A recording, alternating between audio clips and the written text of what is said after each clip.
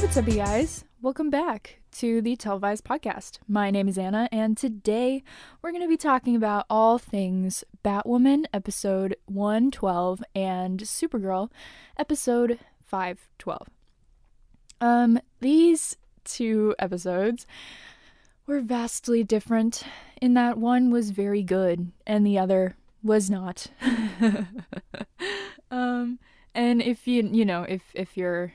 if you're watching both shows, I know you know which one I'm talking about was good and which one was bad. Okay, Supergirl wasn't particularly terrible. It just wasn't very good. And it wasn't original, and it was very upsetting to me. But we're not talking about Supergirl yet because I want to talk about Batwoman. I said that from now on, I would kind of focus a little bit more on Batwoman in these recaps because I just genuinely enjoy the show so much, and I want to talk about it with you guys as much as I can. So I'm gonna talk about Batwoman, and then we're gonna talk about Supergirl.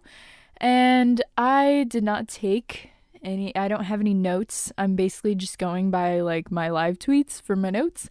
So this Supergirl part might be more rant than recap, just kind of like last time. So here we go, though. Let's talk about Batwoman. I just want to say Rachel Skarsten, right off the bat, is incredible. She is such an amazing actress. She is so convincing as both Alice and Beth that you just didn't want either of them to go. Like, we all kind of knew how this episode would turn out. I mean, in the promo, they used the line, well, in order for one of us to live, the other has to die. So we all figured, we will be left with only one. So we knew it was coming. We knew it was happening on the show. And so, you go into it and you're like ready to watch the both of them kind of like fight it out a bit, And Rachel Skarsten just did such an incredible job. Like, she really just like knocks it out of the park every single time. And it's just incredible because, when you have Beth Kane, who is obviously Alice's kind of like like her antithesis, you've got Alice, who is, warped and distorted and hurt and haunted and able to do violent actions so very easily. And then you have Beth Kane, who is like sweet and nice and like a scientist and never had to watch and had never had to see all the horrors, untainted in that way, I guess, using air quotes, untainted in that way. And so seeing the two of them together, it could have been really, really easy for a lesser actor to have them as like to kind of play up and like caricaturize the both of them, because it's like, oh, haha, like, because that's okay. That scene, I'm sorry, this is so messy, but I'm just gonna rant about how Rachel Skarsten deserves an Emmy. That scene where they meet and she's like, look, Kate, we have a sister, like that could have been so easy for her to kind of slip into this like, obviously like evil madman character versus sweet, precious, good, inherently wonderful character, but she didn't, because Alice still had that nuance of like the pain. And when she heard that this Beth never had to go through what she went through, and that Kate actually saved her, you could see Alice crack. And it was so good because it was like, she kind of then masked that with violence. She threw her butterfly knife at Beth. And it's just like, oh my God, like Rachel Skarsten just did such an incredible job. She did so good. Oh my God. And I have to say, I do love the new Batwoman cowl. No more chin strap. No more, okay, because the other one was just so bulky that it was just like absolutely ridiculous. So I'm so glad that there's no more of that. But the wig kind of looked suspect. It kind of looked suspect. So that was really interesting. And I just love, oh shit, I also loved how, in this episode, Beth basically confirmed that Sophie and Kate are endgame. I love how Kate was like, so you're just not going to tell me who my soulmate is? Like, as if Kate has been with anyone else. And I mean, come on, like, same Earth, same person, soulmates in every universe kind of thing. Like, come on. I know Sophie's endgame. I know Kate and Sophie are endgame. Come on. And that was so good. Because even if, like, it takes a couple seasons to get there, kind of the same way with, like, Barry and Iris. Like, it took a minute for Barry and Iris to be established. And Oliver and Felicity, I mean, they were kind of there off the bat. But, like, they had ups and downs and stuff. I am ready for the same thing to happen with Kate and Sophie. I'm so excited because I love them. And I love their chemistry. And I love that Sophie makes people so mad. I guess I don't love it, but it'll be really nice to, like, prove these people wrong. If you know what I mean, because people are always like, bring Reagan back, like, bring this give Kate a new love interest. Like, shut up. Reagan was there for, like, literally 2 seconds. And yeah, she was a great character. She was a great little, like, fling for Kate to have, but she's not Sophie, and she'll never be Sophie. And as much as you want to hate Sophie, it's because you're racist. Or you're homophobic. There's literally 2 answers for that. Also, I love that Beth got to know that Kate was Batwoman, like, literally right off the bat. She was like, oh yeah, here, let's, like, save you and take you into my Batcave. And Beth is like, what? Yeah, my Batcave, broski. Yeah, so, okay, let's talk about the stuff that I really want to rant about. The last 10 minutes of Batwoman. So the last 10 minutes were just insanity. Like, it truly was so insane. And it was like, dude, come on, what is happening? Because it was like, first of all, Kate had the opportunity to save either Alice or Beth. And I was like, duh, she's going to save Alice, because Alice is her real sister. She doesn't know who Beth is. Unfortunately, as much as she wants that to be her sister, like, that's really not her sister. Do you know what I mean?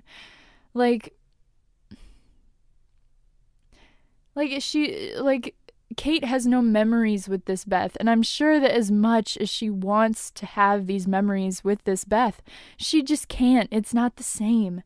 And so it was like, what is going on?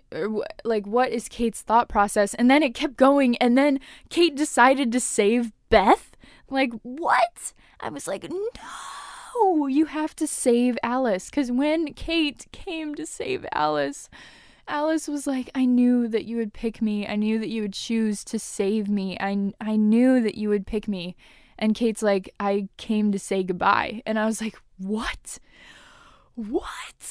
And it was just, like, Kate literally let Alice down one last time. And then, of course, because, of course, this is how it happens. Like, I mean, I guess I figured that, like, Alice would never be gone. Obviously, because we've had Alice for this whole time. But then Mouse's dad, who is actually the plastic surgeon, I don't know, it was a really big plot thing. I knew that something was off with him, but I was like, he's gonna be the dad, isn't he? And of course he was the dad. He ended up shooting Beth because he thought Beth was Kate. was Alice. Sorry. He thought Beth was Alice. So he shot her. Sophie almost shot her, but then she decided not to, which was super crazy because I'm like, whoa, whoa, whoa. But then she's like, hey, guys, we need to arrest Alice because she was not going to follow through on the shoot to kill order because she listened to Batwoman. But then he ended up shooting her. So then Beth died, and then Alice literally woke up because... So, like, Kate is sitting there crying on Alice's dead body.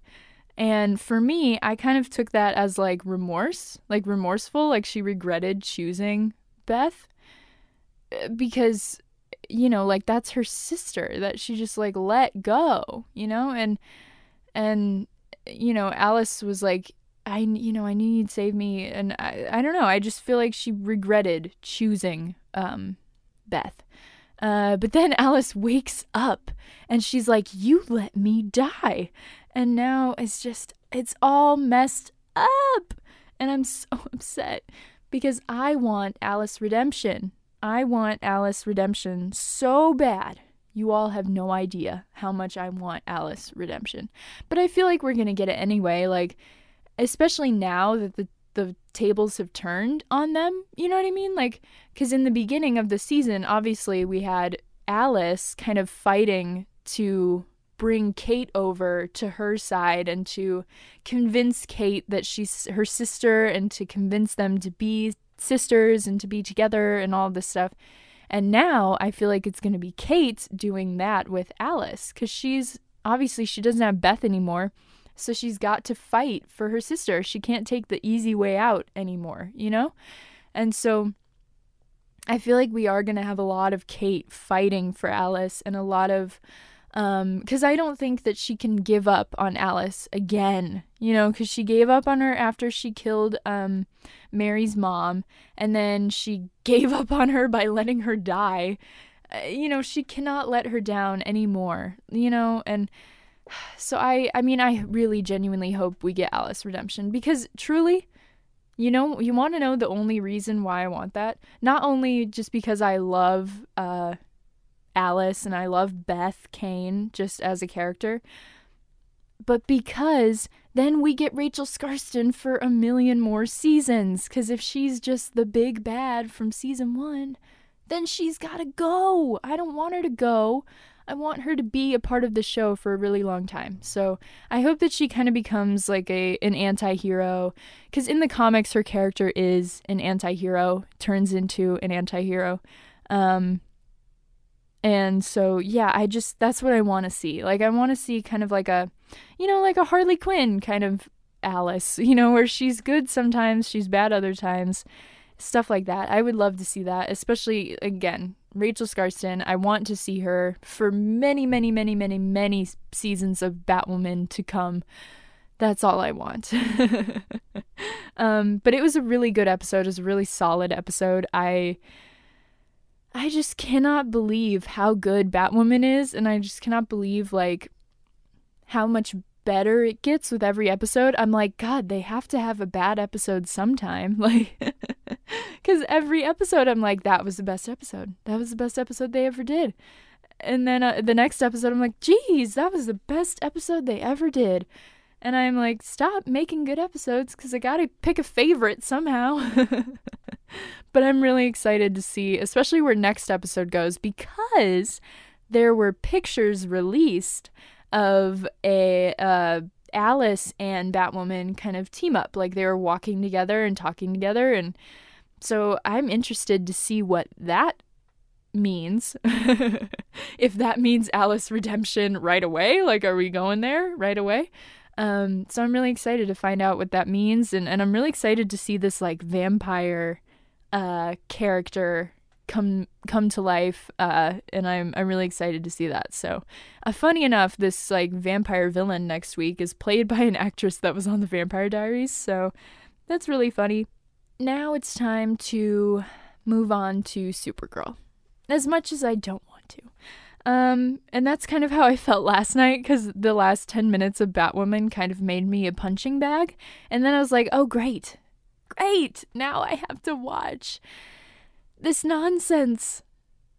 Great! That's going to be so fun. It's going to be so great. So the beginning of the episode, we find out that Win, his name is Computer Lad, which is so stupid. And I'm like, oh, God, shut up. Shut up. I don't care. That's what I spent half of this episode saying. I just kept saying, I don't care. I don't care. Because half of it was like, this huge like arc. It was a whole like 2-episode arc of growth for Win. And meanwhile, Nia hasn't had a proper arc all season long, and she's a series regular. And same thing with Kelly, hasn't had a proper arc all season long, and she's a regular character, a series regular character. And Win, shows up for 2 episodes, and he gets this massive arc, this massive character development, character growth, everything like that. I'm like, shut up! I don't care about him.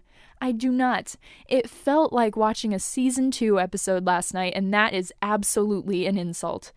It felt like we were back in 2017 when Supergirl was all about men. And it kept happening. Like, Lex has totally overtaken Lena's entire storyline and screen time and everything. Now that they have Lex, they just keep pushing Lena out. And same thing with, like, these 2 episodes, they have Win, so they pushed Kara out, like, hardly used her this episode. And then now that Alex, this is jumping the gun a little bit, but now that Alex has left the DEO, she's going to be working under Jean again, so she's no longer a leader in any sense. And then, so she's kind of pushed out of a leadership role. And then now we've got Brainy running the DEO, and of course Nia is nowhere to be found because the only time they remember that she's there is when they want her to be a love interest for Brainy. And then we have stupid Willie, who of course is overtaking any and all storyline arc as a reporter that Nia could actually fill in. Like, that's where they could use Nia as a reporter, but no, Willie's doing it. And then Kelly, we saw her for 0.2 seconds in this episode when she helped Andrea. But it was like, dude, what? Like, where are all of the characters, like, that matter? Because that's the thing, is, like, they have all of these series regulars kind of sitting on a bench. And for these past 2 episodes, it's been like the Win show, the Lex Luthor show. Like, John Cryer is not a series regular. He's a special guest star for, like, literally all of these episodes. And it's like, dude, what is happening? Like, can he please go away? Like, listen, I love John Cryer's Lex Luthor, but when he's overtaking the entire show, like the entire half of the season, it's so ridiculous. Because again, this show is called Supergirl, and it's not even just about women, because of course all these characters that they're pushing out are women, but it's not even just about that. It's about the fact that all of these series regulars are sitting on a bench, and they've got all of these other stupid characters floating around, taking up so much screen time with their stupid storylines that don't matter. And it's like, hey, these are characters that people really care about, especially TV's first transgender superhero. Like, Nicole Maines is getting paid a series regular salary to sit in her home. Like, literally, that is what is happening right now. Like, what? And same thing with Kelly. Like, Ozzy is getting paid a series regular salary to show up for 2 minutes every week. It's ridiculous. It is ridiculous because, like I said, these are characters that people really care about. People care about LGBT representation, believe it or not. And just saying that you have these characters on the show is not representation.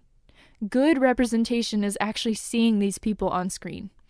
I want to see TV's first transgender superhero on television. I want to actually see her. I want to see her suit up. I want to see her save people. I want to see her be a hero in National City. They did a better job at this in season 4 than they have been all of season 5. And same thing goes with Kelly. I want to see a black lesbian who is working through a whole bunch of stuff like mentally and in a relationship. Apparently they're still together, but we never see them. I don't know. Maybe they're not together anymore. Who knows? It's just so ridiculous. And the same thing with Lena. Like, you know, they had this incredible character in Lena, and they just kind of like let her go to the wayside, like I said, because of Lex. They're like, oh, we've got a different Luthor. Here's the better one. Watch scenes with him. Let him take Lena's office. Let him take Lena's jobs. Let him take all of this stuff. Like, it's just so ridiculous. And it makes me so mad because, again, it's what Supergirl always does, and I don't understand. I don't get it. I don't get why they hate their own show, why they hate their own characters. I just don't get it. And especially with Kara, like, she was hardly in the episode last night. She really was. It was the Win show. And I understand, like, sure, it was a Win-centric episode. It was like a double arc thing for a Win-centric thing. But it's like, why would you spend all of this time developing this character who is only back for 2 episodes, which apparently he's going to be in the 100th as well, so whatever. But still, he's not going to ever come back for a long-term role. So why spend all of this time developing him when you could be developing Nia and all? When you could be developing Kelly Olsen? When you could be developing Lena Luthor? Like, all of these, and Alex Danvers, hell, like, she needs something to do. All of these characters are just sitting and being put to the wayside for men and for these terrible storylines, and it's just so ridiculous. And another thing that makes me so mad, and I promise I will move on in a second, but another thing that makes me so mad is that 2 weeks ago, well, 2 episodes ago, I guess, Batwoman had the episode where Kate decided to come out as Batwoman. And if you'll remember, in season 4, Nia Nall actually chose to do that as Dreamer. She chose to come out as a transgender alien and as Dreamer. And so what ended up happening on Batwoman was that there was actual, like, repercussions in the show. Like, people, like, the police wouldn't call Kate, they wouldn't call Batwoman because they decided that they were homophobic, you know, whatever. But you see, like, that headline that they had and, like, stuff like that. Or, you know, obviously the girl who was like, hey, this meant so much to me, you know? And, like, so Batwoman did that storyline of a hero coming out way better than Supergirl, even though Supergirl literally did it before them. Like, nothing came of it. Nothing came of Nia coming out, which was so upsetting. Like, I want to see that storyline. I want to see a storyline where Nia goes and helps, like, a trans kid, you know? Or, like, maybe Nia faces some repercussions or something like that. I don't know. Like, I just want to explore Nia's, like, trans identity and her trans activism, because that is that's so important, and they're burying that on the show. Because, again, she is reduced to this love interest, and I get it, like, we don't want to mention that she's trans all the time and stuff like that, but come on, like, she has this power, obviously, as a superhero, but she can also have this power as an influencer, as an LGBT advocate, and an LGBT icon, a trans advocate. That could be so cool, but they do nothing with it, and it's so upsetting. Also, I wanted to point out that the inconsistencies between the DC TV shows is actually so funny. Like, because 2 Wins got to run around just willy-nilly and nothing happened to them, and the only reason that, you know, Toyman Win, the evil one, actually ended up dying was because our Win killed him. But this whole episode we watched as Beth and Alice suffered because the multiverse could not handle the 2 of them. I love how inconsistent it is. It's so funny. Also, the thing is that, like, this episode was so boring. And the reason that it was so boring is because they have done this Toyman storyline Literally 4 times. This was the 4th time that they have done this Toy Man storyline. With little changes, like, with hardly anything changed, like, it has all been the same. Like, I felt like I was watching an episode that I had already seen before, and it was just so ridiculous. Like, obviously we had the one from season 1, which was a little bit different, obviously, because it was the first time that we saw Toy Man. But then we had the other episode from season 3 where Toy Man was dead or whatever, like Wynn's dad died, but then we had his mom come on, and then she was Toy Man. I don't know, it was kind of, so we had that whole thing, so that happened. And then, obviously we had the 2 episodes that we have now. So this is literally the 4th time that they're telling this story. And that fight in the DEO with the, like, flying monkeys, I swear to God, we've seen that exact scene before. I'm like, guys, you need to come up with something else. This is ridiculous. You're just telling the same story over and over and over again. And it's so boring. It's terrible. And, also, one thing that I hate is telling and not showing. Wynn told, again, here we go again with characters on Supergirl telling female characters that they should be with a man who they show hardly any interest in. It happened with Mon-El. Eliza told Kara that Mon-El was into her and that she should go for it. It happened with Lena and James, where Sam said that there was totally chemistry between Lena and James, even though there wasn't. And now Wynn telling Kara to go for Willie, it's like so stupid, because why can't they let women have autonomy over who they date? It has to be suggested by someone else. Like, that's so... I'm not getting an explicit on this. That is so freaking stupid. Because it's like, dude, why?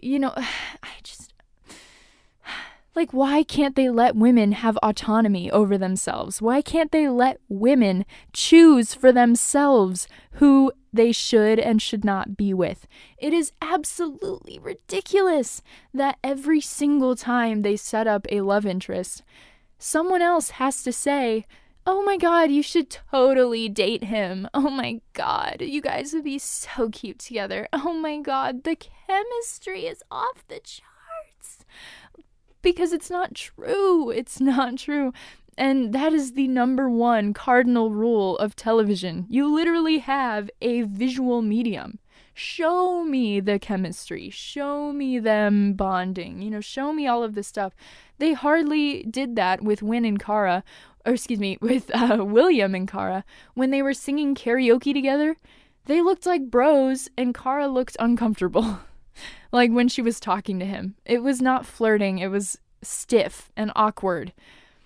And it was so weird. And it's just like, what is happening? And so, it's, again, like, just don't tell me what is happening. Don't tell me that somebody has chemistry with someone. That is stupid. Again, you have a visual medium. This is not an audiobook. You don't have to say, oh, the sparks flew between Lena and James as they sat across from each other at Kara's Christmas party. You don't have to say that. All you have to do is actually show me an instance where they have sparks. Or like, oh, sorry, I didn't mean to interrupt that thing about your date. Whatever. Like, it's so stupid. All of it is so stupid. Oh, and then another thing. I hate that the Supergirl writers hate their audience. Like, I hate the blatant disrespect that they constantly show their audience. Constantly. Like, they literally are always, like, explaining things and all of this stuff. And it's just so ridiculous. Like, it's so ridiculous. Like, okay. So, in the episode, Wynn had one of those little, white, it looks like they 3D printed it, like one of those like white little things that they put on their foreheads in season 3 to enter Rain's like mind jungle thing. You know what I'm talking about? Her mind forest, whatever. So they had those, and so Win had one in this episode, and he had to explain it to us as if we didn't see it a million times in season 3. And so again, it's like a blatant disrespect to their audience for not trusting us to remember anything, slashing their main character's screen time, and just like, again, telling and not showing. Like, they just cannot, they just think that their audience is so stupid. You have to treat your audience with like a little bit of respect. It's ridiculous. And then, so they had this whole thing where Win went inside and fought with himself as Toyman, and his dad was there, whatever, blah, blah, blah. I did not care. It was so stupid. And it was like, first of all, there was this one moment where Win's dad was like, look, Win, you can do whatever you want in this place. You can even fly. Well, the idiot, he's got a Legion ring. He can fly anyway. He can literally fly with the Legion ring. Like, there didn't need to be all of that hullabaloo. He has a Legion ring. He can fly. It's literally called a Legion flight ring. Like, it is literally called that. Anyway. So then Alex quit the DEO, which, again, was another thing that was so stupid. So now, again, she's not a leader anymore. She's working under Jean at the tower. I just have one question. How is she going to pay her rent? Because the tower is like a volunteer organization. It's not even an organization. It's like this illegal vigilante club. Like, how is she going to pay her rent? I have a hard time believing Kara pays her rent. Like, I do not believe that Alex is going to pay her rent from the tower. Oh my god. So now Brainy is the head of the DEO, obviously, and, okay, so then Win decides that he is going to reclaim the name Toyman. He hates the name Computer Lad. Surprise, surprise, it was really stupid in the first place. So he decides that he is going to reclaim the name Toyman and make it a force for good. Sound familiar? I thought so. Because, of course, this whole reclaiming of, you know, this family name and making it something good, all of these storylines are super great and super final and super like, yep, Win's a good guy and now Toyman is a good name. All of these storylines work when it's for men, but not when it's for Lena Luthor, huh? Because if I recall, Lena Luthor wanted to change the Luthor name in season 2 for the good of humanity and just to like change it and make it a force for good. And did the writers ever treat her as if she was a force for good? No. They always, again and again, pulled the stupid, dumb, idiotic whole thing of like, oh, is she good? Is she bad? Will she? Won't she? Like how in the world is Lena always the one that is like, you know, how is it always Lena that has to feel the brunt of all of these things? You know what I mean? Like Lena, you know, she was trying to make the Luthor name a force for good, and then we kept seeing the writers say, oh, but she still might be bad. Oh, she still might be bad. But then Win is Toyman like 4 times.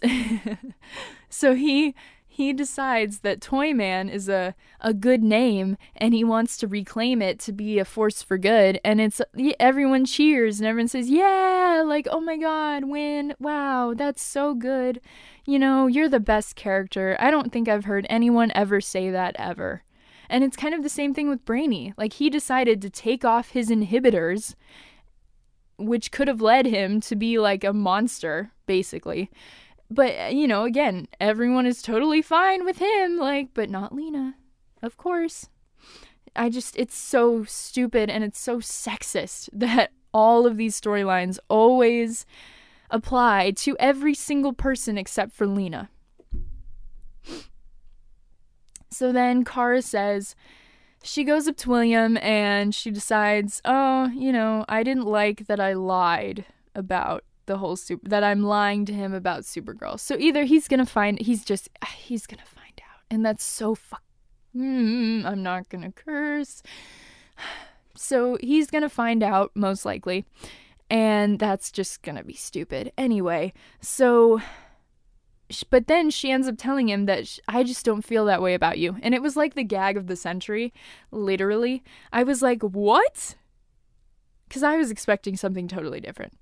And I totally got whiplash. And of course, Kara was like, well, I just wish that I could go back in time and change things with Lena, because this whole entire episode, any time that anybody brought up William, Kara brought up Lena. Like, why do they keep comparing Kara and William and Kara and Lena if they want me to believe that Supercorp are nothing more than friends? You can keep saying the word friendship, but it doesn't mean that it's true. Like, it's so stupid. All of the romantic implications are still there, even if you use the word friendship. This also applies to straight couples, if you hadn't noticed.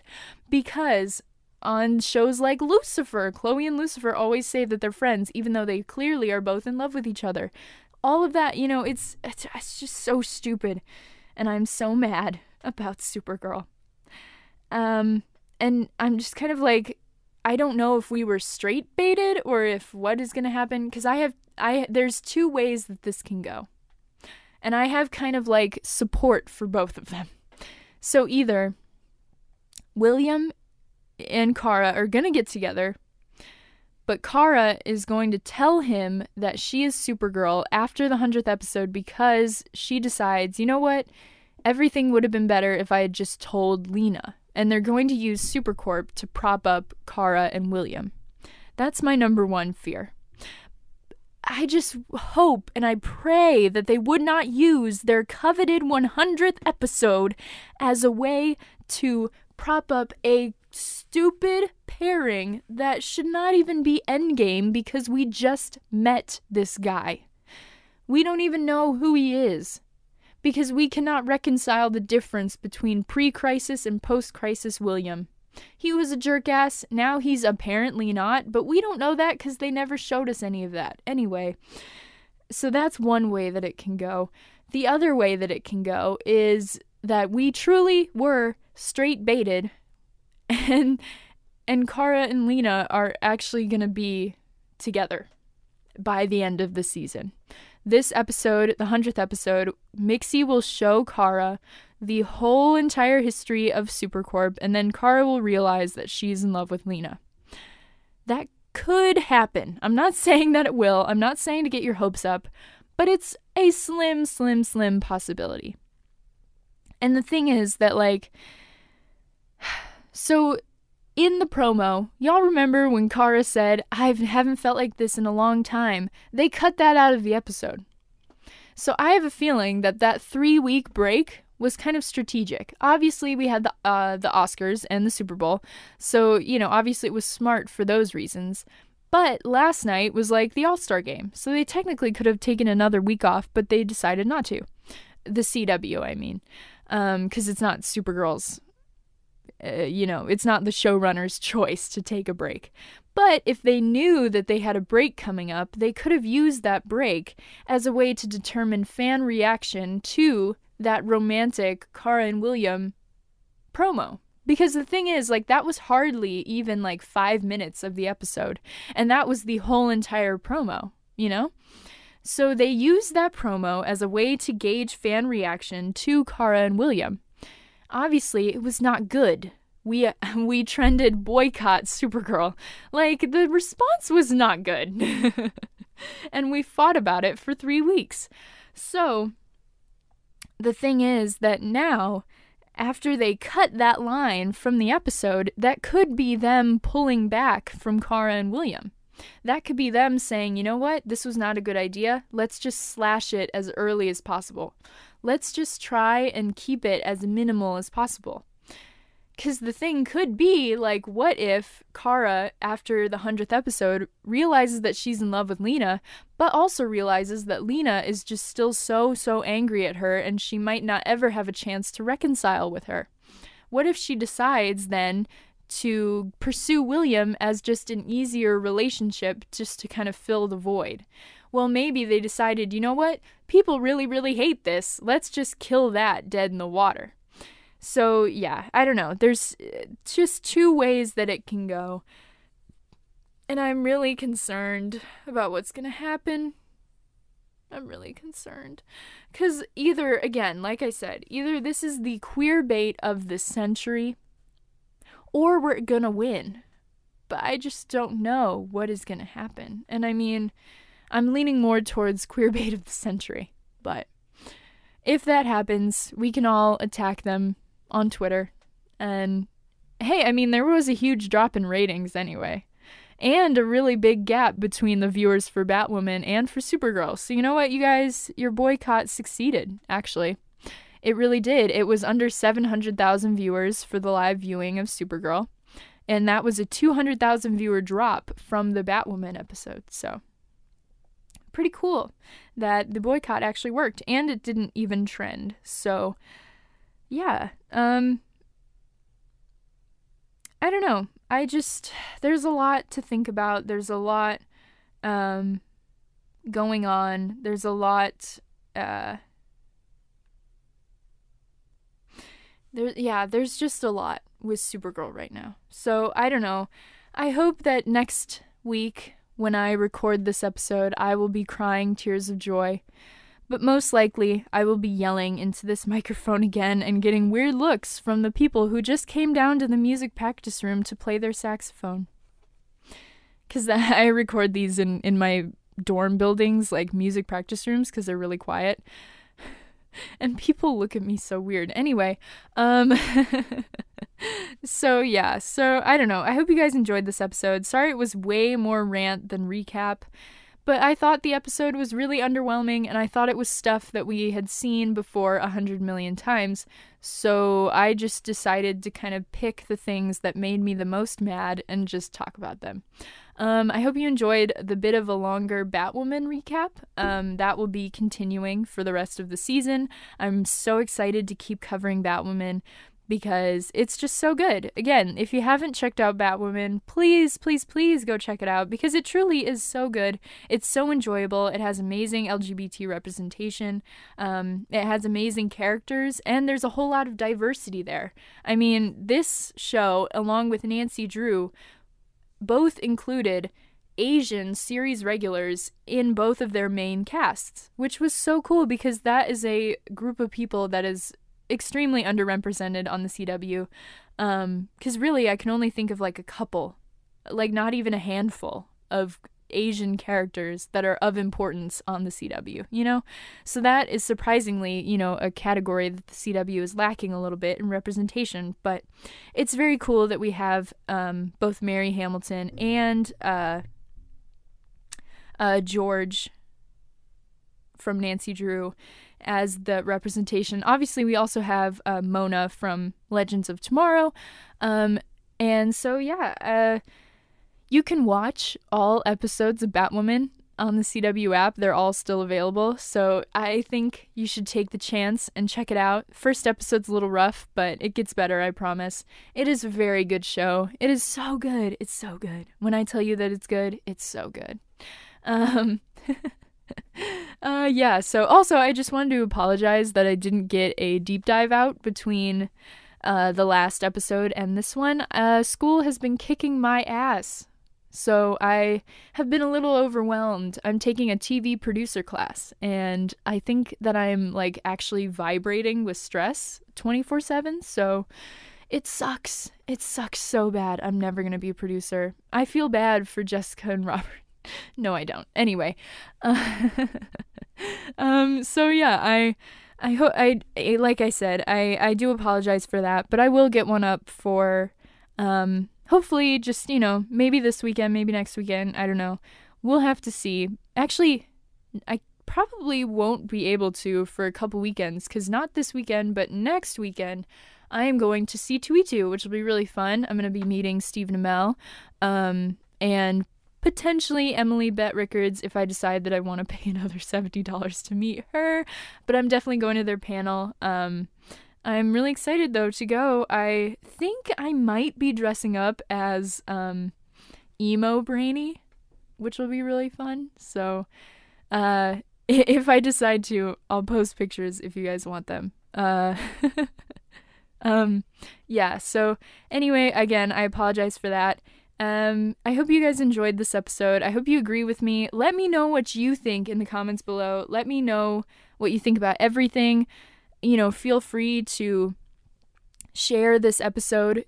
Even if you want, you can, like, you know, screen record and share clips of it if you want. Just be sure to, like, tag the podcast or whatever. You can follow me on Twitter, and you can tweet me at Televised Pod. Let me know what you think. Leave me a comment on YouTube, like, subscribe, rate, share, do all the things. And I will see you guys next week. Bye.